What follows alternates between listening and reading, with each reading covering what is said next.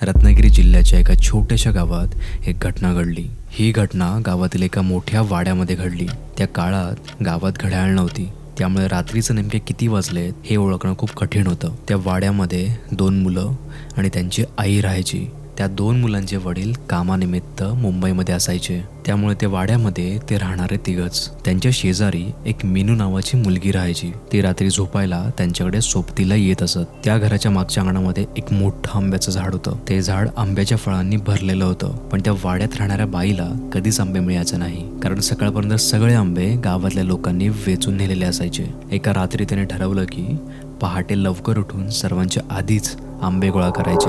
मीनू नेहमीप्रमाणे त्यांच्याकडे रात्री झोपायला येते आणि ती बाई तिला सांगून ठेवते की पहाटे आपल्याला लवकर उठून आंबे गोळा करायचे. रात्री ती बाई उठली आणि खिडकीतून बाहेर डोकावली. त्या रात्री चांदणं पडलं होतं, चंद्रप्रकाश पसरलेला होता. तिने जेव्हा बाहेरून खिडकीच्या पाहिलं तेव्हा तिला वाटलं की पहाट झाली आहे. उजाडल्यासारखं वाटत होतं. तिने मीनूला हलवून उठवलं. मिनग्या उठ, उजाडलंय, आंबे गोळा करायचे. मीनूला काहीसा कंटाळा वाटला, पण तिच्या आग्रहामुळे ती उठली. तिचे दोन्ही मुलं गाढ झोपेत होते. तिने मागचा दार हळूच उघडला आणि त्या दोघीही बाहेर गेल्या. त्या झाडाखालचा बाग बऱ्याचशा आंब्यांनी भरलेला होता. खूप सारे आंबे त्या झाडाखाली पडलेले होते. तिने आंबे वेचायला सुरुवात केली, पण काहीतरी विचित्र होतं. ते जसे एक आंबा उचलायचे तस तसा एक आंबा झाडावरून खाली पडायचा. बापरे, एवढे आंबे, मीनू आनंदाने म्हणाली. मीनूच्या आवाजात आनंद होता, पण त्या बाईच्या मात्र चेहऱ्यावरती काळजी होती. थोडा वेळ गेला आणि आंबे वेचता वेचता त्या बाईच्या कानावरती एक आवाज आला.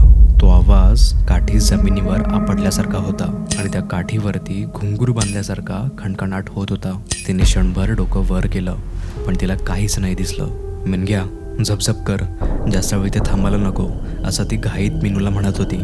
मीनूला काहीच समजत नव्हतं, पण ती तिचा घाबरलेला आवाज ऐकून गप्प बसली. आता तो काठी ठोकायचा आवाज अजून जोरात येऊ लागला. आता तो आवाज मीनूने पण ऐकला. त्या बाईच्या आणि मीनूच्या अंगावरती काटा आला. त्यावेळेला त्या झाडावरून जरा आंबे जास्तच पडत होते. जणू काही त्या झाडांनी त्या दोघांवरती फळांचा मारा करायला सुरुवात केली आहे. ती बाई विचार करत होती की हे असं तर कधीच नाही झालं, पण तिने मीनूला घाबरून न देता चल बस झाले आंबे असं बोलून तिला हाताला धरून घराकडे नेलं. ते जसे घराकडे वळत होते तस तसा तो आवाज स्पष्ट होऊ लागला होता. तिने पटकन दार उघडलं आणि मीनूला आतमध्ये ढकललं आणि ती स्वतःही आत गेली. दार बंद करताच आवाज कमी होऊ लागला. तिचं काळीज धडधडत होतं. तिने आतमध्ये येऊन सर्वात आधी दाराला कडी लावली. त्या बाईने शांतपणे विचार केला की आपल्यासोबत नक्की घडलं काय. मग ती मीनूला म्हणाली, मिनग्या, मेले आपलं खूप मोठं नशीब होतं. चांदणं पडलं म्हणून पहाट झाल्यासारखं वाटत होतं. पहाट नव्हतीच झाली, ही मध्यरात्र होती. ती त्याची वाट होती आणि आपण त्याच्या वाटेवरती गेलो होतो. आंबे उधळत होता तो आपल्याला फसवायला. मीनूने घाबरत विचारलं, काकी कोण? राखणदार, तिने हळू आवाजात म्हटलं. त्या रात्रीनंतर त्या झाडाखालून कोणीही रात्री किंवा दिवसाचा फिरकला नाही. गावातला प्रत्येक जण त्या घटनेला देवचाराचा एक इशारा मानतो, जो रक्षण करतो पण त्याच्या वाटेवर गेल्यास तो क्रूर शिक्षा करतो. त्या रात्रीच्या घटना अजूनही गावामध्ये बोलल्या जातात आणि ते वाड्यातलं आंब्याचं झाड गावातलं सर्वात भीतीदायक स्थान ठरलं आहे. देवचार तिथे असतो, त्याचा वावर तिथे असतो, पण त्याच्या नियमांचं उल्लंघन करणाऱ्याला तो माफ करत नाही. म्हणून आजही लोक कोकणामध्ये मध्यरात्री फिरण्याचं टाळतात, विशेषतः अमावास्येच्या रात्री. पण राखणदार हा प्रकार नक्की आहे तरी काय? खरंच राखणदार गावाची रक्षा करतो की त्यामागे काही रहस्य लपलंय? भरीक पिकवायचे, बरक पिकवायचे, नाचणी पिकवायचे, वरी पिकवायचे, ह्या गोष्टी सगळ्या वरती करायच्यात ना. ते इथे खळं असायचं वरती, ते दाखवतो तुम्हाला आम्ही वरती. ते खळं असायचं. ते ह्या ब्राह्मण देवाच्या ह्याच्या म्हणजे हा राखणदार आहे. हा राखणदाराच्या जीवावर आम्ही सगळं शेती टाकून जायचे. आमचे पूर्वज किंवा आमचे वडील वगैरे हे सगळे जायचे. त्याला हात लावायची कोणाची हिंमत नाही तिथे येऊन त्या शेतीला. जर कोणी तिथली जर काय चोरी केली किंवा काय केलं तो ह्या एरियातच राहणार, त्याला बाहेर जायला चान्स नाही. आणि त्याला ज्या टायमाला कुठे चौकशी करेल किंवा काय करेल त्या टायमाला आमच्या वाडीत जेव्हा येईल आणि जेव्हा माहिती मिळेल तेव्हा इथे येऊन नारळ द्यायचा किंवा आमच्या हातून काय चुकीमाकी झाली तर लगेच त्याला माणूस तो सापडणार. हा इतिहास आहे, झालेला आहे. आणि ते सुद्धा आमच्या आजोबांचा झालेला आहे, म्हणजे आमच्या आजोबांच्या मामाचा झालेला आहे. बरोबर. पूर्वी लोक परसवा करायची वरती, म्हणजे काकड्या वगैरे करायचे. त्यांनी ती काकडी काढली होती आणि त्या टायमाला भाच्याला फिरवला नव्हता इथे. हा इतिहास आहे आणि आम्ही ते बघितलेला आहे. लोकांची श्रद्धा आहे की राखणदार रात्रीचा एका विशिष्ट वेळी गावाभोवती फिरत असतो. तो गावची सुरक्षा करतो, वाईट शक्तींना दूर ठेवतो. पण त्याचा एक नियम आहे, कोणीही त्याच्या मार्गात येऊ नये, त्याला त्रास देऊ नये. असं झालं तर तो त्या व्यक्तीला क्षमा करत नाही. तुमच्या गावात सुद्धा तुम्ही राखणदाराच्या गोष्टी ऐकल्या असतील. कुणीही राखणदाराच्या रात्री वाटेत आलं किंवा त्याचा मार्ग अडवला किंवा त्याला कोणी शिवगाळ केला किंवा कोणी त्याच्या वाटेवरती घाण केली तर त्याला विचित्र अनुभव आले असतील. तुम्ही तुमच्या गावामध्ये राखणदाराची एक ना एक गोष्ट तरी ऐकली असेल. मी सुद्धा कोकणातला आहे आणि मी स्वतः राखणदाराचे किस्से गावी खूप ऐकलेत. मी एकदा शाळेच्या मे महिन्याच्या सुट्टीमध्ये गावी गेलो होतो आणि माझे सर्व मित्र आम्ही संध्याकाळच्या वेळेला पूर्ण दमून खेळून वगैरे एका मित्राच्या अंगणामध्ये बसलो होतो. त्यावेळेला तिथल्या आजोबांनी म्हणजे माझ्या मित्राच्या आजोबांनी त्यांच्यासोबत घडलेला राखणदाराचा एक अनुभव सांगितला. एकदा आजोबा काहीतरी कामासाठी तालुक्याला गेले होते आणि काम लवकर न झाल्यामुळे त्यांना परत येताना खूपच उशीर झाला. अगदी रात्र झाली. आजोबांची शेवटची एस टी बस पण सुटली, त्यामुळे त्यांना चालत जाण्याशिवाय कुठलाच मार्ग नव्हता. आमचं गाव मला वाटतं तिकडून 7-8 किलोमीटरवरती असेल. त्यावेळेला रस्त्यावर लाईट नसायच्या, त्यामुळे रस्त्यावर खूपच काळोख असायचा. पण ते आजोबा खूप धीट होते. ते कोणालाही घाबरायचं नाही. ते तसेच त्यांच्या गावाच्या दिशेने चालत निघाले. अर्ध्या रस्त्यापर्यंत कोणी ना कोणी त्यांच्यासोबत होतं. पण नंतर पुढे एक फाटा लागला. एक रस्ता दुसऱ्या गावाकडे तर दुसरा रस्ता आमच्या गावाकडे जात होता. आता मात्र त्या रस्त्याने आजोबा एकटेच जाणार होते. पण त्यांच्या मनात अजूनपर्यंत भीती निर्माण झाली नव्हती, जोपर्यंत त्यांच्या मागे त्यांना पावलांचे आवाज ऐकू आले नाही. आजोबांना त्या फाट्यापासून थोडे अंतर पुढे चालत असताना त्यांना अचानक आवाज आला. असं वाटत होतं की कोणीतरी त्यांचा पाठलाग करतंय. आजोबा थोडेसे घाबरलेले होते, पण त्यांनी आवाजाकडे लक्ष न देता ते पुढे चालत गेले. त्यांना आता अंदाज आला होता की घर अजून किती लांब आहे आणि त्यांचं घर त्यांच्यापासून चांगलंच लांब होतं. आता चालता चालता खूप जास्त रात्र झाली होती आणि आजोबांना लवकर घरी पोचायचं होतं. लवकर घरी पोचण्याच्या नादात आजोबा मुख्य रस्ता सोडून पायवाटेने निघाले, या विचाराने की या पायवाटेने ते घरी लवकर पोहोचतील. ती वाट रानावनातून घराकडे जाणारी जवळची वाट होती. ते कुठेही न थांबता झरझर चालत होते. आजोबांना काय करायचंय काहीच कळत नव्हते, पण घाईघाईमध्ये ते वाट चुकले. ते कसे वाट चुकले हे त्यांनाही नव्हतं माहिती. आजोबांना काय करायचंय काहीच कळत नव्हते. ते थोडेसे घाबरलेले सुद्धा होते. त्यांनी त्यांच्या कुलदेवताचं नाव घ्यायला चालू केलं. ते बराच वेळ देवीच्या नावाचा जप करत होते, पण थोड्या वेळाने अचानक एक उंच आणि धिप्पाड माणूस त्यांच्याजवळ आला. त्यावेळेला तो माणूस त्या जागेवरती भेटणं खूप नवलच होतं. अचानक भेटलेल्या त्या माणसाला बघून आजोबांना थोडं बरं वाटलं. त्या माणसाने खूप आपुलकीने विचारलं, काय झालं, तुम्ही इथे कसे? आणि आजोबांनी सर्व हकीकत सांगितली. असेच सर्व गप्पा मारता मारता त्या माणसाने आजोबांना कधी त्यांच्या घरी सोडलं हे आजोबांना सुद्धा नाही कळालं. पण जसे ते वळून त्या माणसाला काही बोलणार, तो माणूस जागेवर नव्हता. तो माणूस तिथून गायब झाला होता. आजोबांना सर्व प्रकार लक्षात आला. आजोबांनी त्यांच्या कुलदैवतेचे आभार मानले आणि आपल्या घरी गेले. राखणदार हा प्रकारच असा आहे की तो हरवलेल्या लोकांना रात्रीचा घरी सोडतो आणि जो व्यक्ती त्याच्या मार्गामध्ये अडथळा आणतो त्यांना तो शिक्षा करतो. पण या गोष्टीमध्ये सर्वात नवल गोष्ट ही आहे की हा प्रकार फक्त त्या आजोबांसोबतच नसेल घडला. हा प्रकार कोकणामध्ये राहणाऱ्या बऱ्याच लोकांसोबत घडला असेल किंवा तुम्ही ऐकून असाल. राखणदार ही गोष्ट फक्त कोकणापुरती मर्यादित नाहीये. त्याला आपण जगभरातील उर्बन लिजंडसोबत सुद्धा जोडू शकतो. प्रत्येक देशात, प्रत्येक प्रदेशात अशाच भूतांचा आणि अस्तित्वांच्या कथा सांगितल्या जातात. उदाहरणार्थ चुडेल किंवा चेटकिन. चेटकिन ही एक उर्बन लिजंड आहे. चेटकिनीच्या नावासहित बऱ्याचशा गोष्टी आणि कथा सांगितल्या जातात. दुसऱ्या एका उर्बन लिजंडबद्दल सांगायचं झालं तर उर्बन लिजंड कप्पा, एक विचित्र प्राणी जो पाण्यात राहतो आणि लहान मुलांना फसवून तो त्यांना पाण्याजवळ नेऊन तो त्यांना बुडवून मारतो. अशा या कप्प्याच्या कहाण्या पिढ्यानपिढ्या जपानमध्ये लोक ऐकत आलेली आहेत. जसं की आपण राखणदाराबद्दल ऐकत आलोय की तू तिथल्या मंदिरांमध्ये व्हिजिट करशील ना, तिकडे ना मोठमोठ्या चपला लावल्या. त्याची चप्पलाची साईज आहे ना एवढी म्हणजे एवढी मोठी चप्पल. बरोबर. आणि ती चप्पल जेव्हा तू दान वगैरे करतोस किंवा तिकडे लागलेले असतात ना, त्या टाइम सोबत लटकवलेल्या असतात, जिसतात त्याच्या. आणि काही लोकांना असंही एक्सपिरियन्स आहे की लोकांना चालण्याचा आवाज येतो,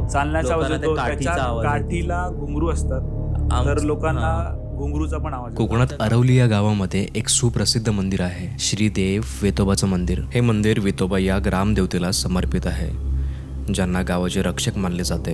या मंदिराची मूर्ती अतिशय भव्य आहे, जवळजवळ 9 फूट उंच, पंचधातूपासून बनलेली. या मूर्तीमध्ये वेतोबा तलवार आणि अग्निपात्र घेऊन उभे आहेत. लोक सांगतात की वेतोबा गावाच्या रक्षणासाठी रात्री फिरत असतो, म्हणूनच गावातील लोकांनी त्यांना चप्पल अर्पण करण्याची प्रथा सुरू केली. त्या अर्पण केलेले चप्पल त्यांना चालण्यासाठी दिल्या जातात असं मानलं जातं. या प्रथेमुळे आजही वेतोबाच्या मंदिरामध्ये भक्त मोठ्या प्रमाणामध्ये चप्पल अर्पण करतात. 1920 मध्ये जे वेतोबाचं जे आता ते मूर्ती आहे ती काष्टाची होती.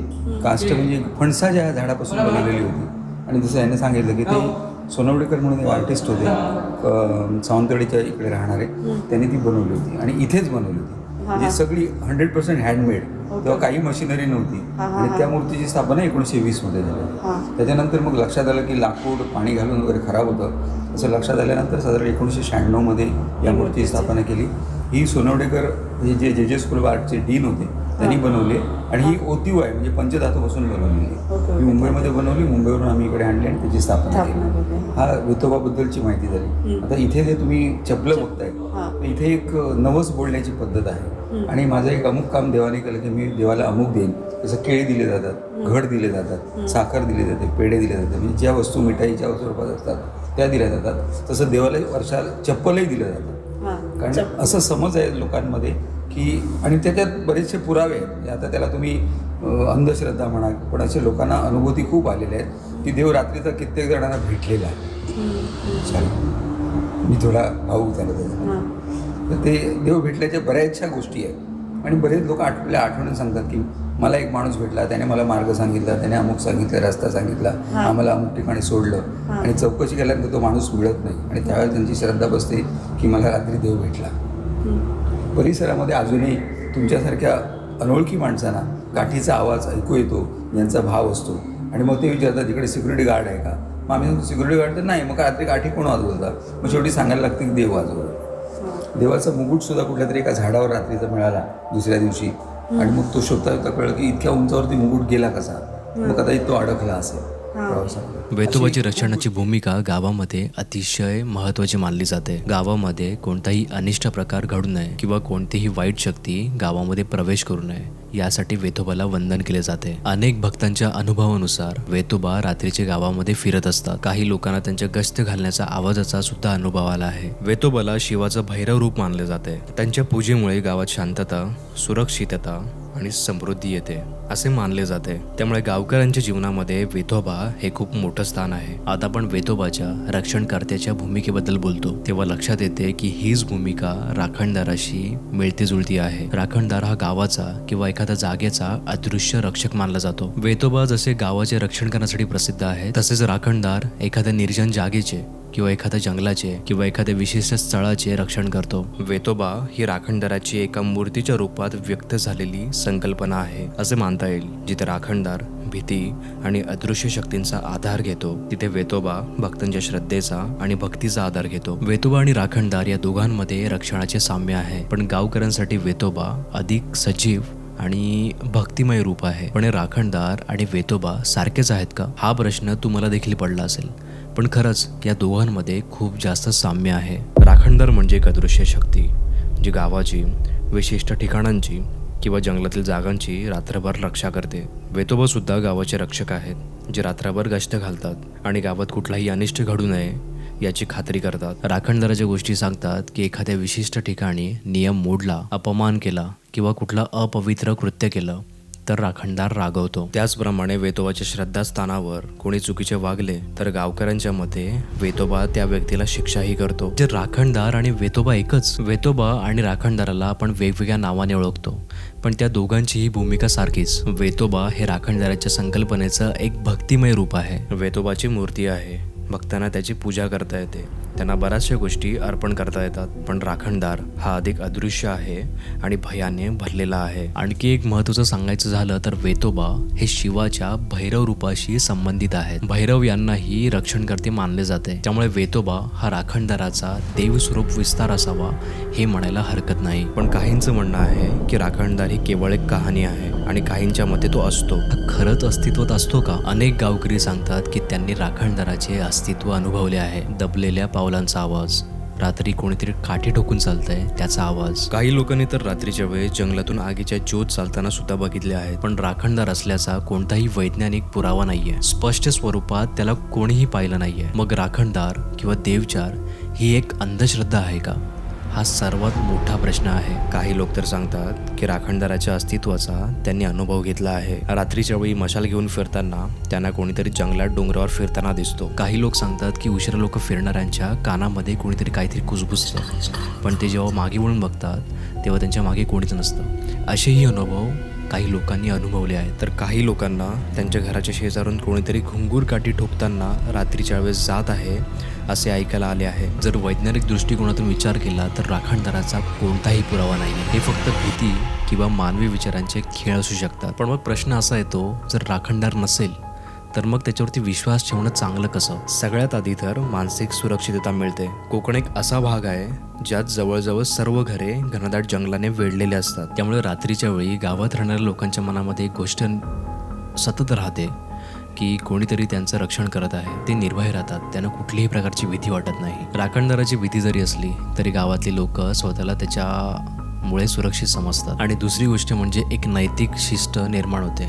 कोणीही गैरवर्तन करत नाही. राखणदाराच्या भीतीमुळे गावात काही प्रमाणात शिस्त राहते. लोक रात्री उशिरा बाहेर पडत नाहीत आणि वाईट प्रवृत्तीचे लोक चुकीचे कृत्य करत नाहीत, कारण त्यांच्या मनात भीती असते की राखणदार आपल्याला शिक्षा करेल. मग राखणदार खरंच असतो का, याचे उत्तर ठरवणं खूप कठीण आहे. कदाचित हा फक्त एक समज असू शकतो किंवा गावकऱ्यांच्या कल्पनेतील रक्षक. पण सत्य काही असो, राखणदार असो वा नसो, पण राखणदाराच्या गोष्टी गावामध्ये आजही जिवंत आहेत. एकदा मुंबईतील काही चाकरमानी गावपळणाचा अनुभव घेण्यासाठी गावी आले होते. गावपळणामध्ये पूर्ण गाव आपापल्या घराला कुलूप लावून 1 महिन्यासाठी पूर्ण आपलं स्वतःचं गाव सोडून जातं. असे मानले जाते की गावपळणादरम्यान गावामध्ये पूर्ण 1 महिना भूताचा वास असतो. त्या दरम्यान कोणीही गावामध्ये शिरायचं नाही. गावपळण झालं आणि अख्खं गाव रिकामी झाला. पण जे मुंबईकरी आले होते ते काही गोष्टी गावामध्येच विसरले. ते लोकांची नजर चुकवत गावामध्ये शिरले आणि दरवाजा उघडून घराच्या आत शिरले. घराच्या आतमध्ये शिरताच त्यांना काहीतरी वेगळेच अनुभव यायला लागले. त्यांना त्यांच्या घराबाहेर कोणीतरी हळू आवाजात कुजबुजत बोलत आहे असा आवाज येत होता. त्यांनी जेव्हा घराबाहेर जायचा प्रयत्न केला त्यांना समजलं की कोणीतरी बाहेरून दार बंद केलंय. त्यांनी घराच्या माळ्यावरून मार्ग काढून बाहेर येण्याचा प्रयत्न केला आणि ते आले सुद्धा. पण जसे ते बाहेर आले आणि त्यांनी जे बघितलं ते बघून त्यांच्या पायाखालची जमीनच सरकली. 3 साडी नेसलेल्या बायका त्यांच्या घराबाहेर डोक्यावर पदर घेऊन उभ्या होत्या. ते एवढ्या स्थिर उभ्या होत्या की असं वाटत होतं की पुतळे आहेत. पण जे काही नंतर घडलं ते अंगावर काटा आणण्यासारखं होतं. त्यातली एक बाईने अचानक मान वर केली आणि त्यांच्याकडे बघून जोरजोरात किंचावू लागली. हे सर्व बघून ते मुंबईकरी चांगलेच घाबरले. ते कशी तरी तिकडनं जाऊन पळाले आणि मागे वळून न बघता ते गावपळण केलेल्या वस्तीकडे धावत पळाले. हा अनुभव त्या मुंबईकरांना चांगलाच महागात पडला. याच गावपळणाबद्दल मी एक व्हिडिओ आधीच बनवला आहे.